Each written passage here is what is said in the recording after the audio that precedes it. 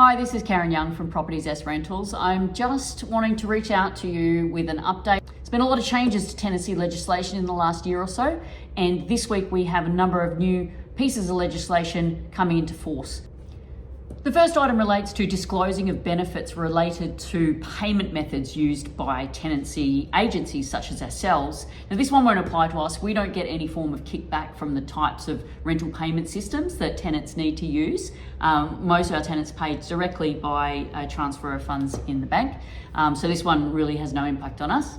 But essentially the law is that if an agency is receiving some form of benefit from a payment system, then they must disclose that to the tenant.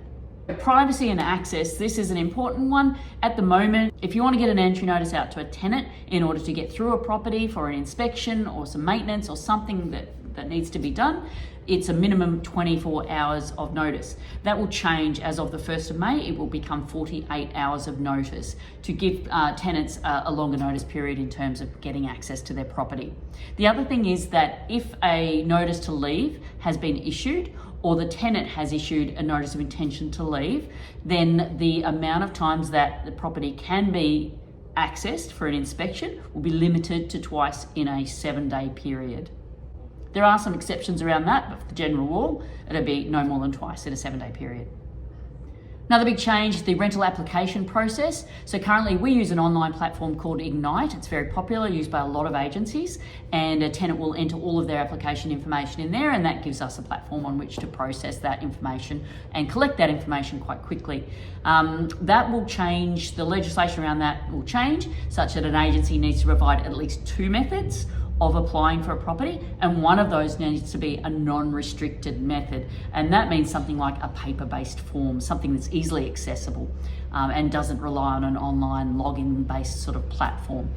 So that will impact us and the way that we'll be able to collect application information from clients, and we're putting in place forms and processes around that at the moment. There will also be a standardised application form, and that will guide the information that can be requested from tenants. So there will be restrictions on what actually can be accessed in regards to tenant information, and only what is on that form will be able to be collected. That is in order to protect tenant privacy. So there may be some restriction on what information we can ask for from a tenant from here in. Also, information held on file from an application will need to be destroyed within a certain amount of time for privacy.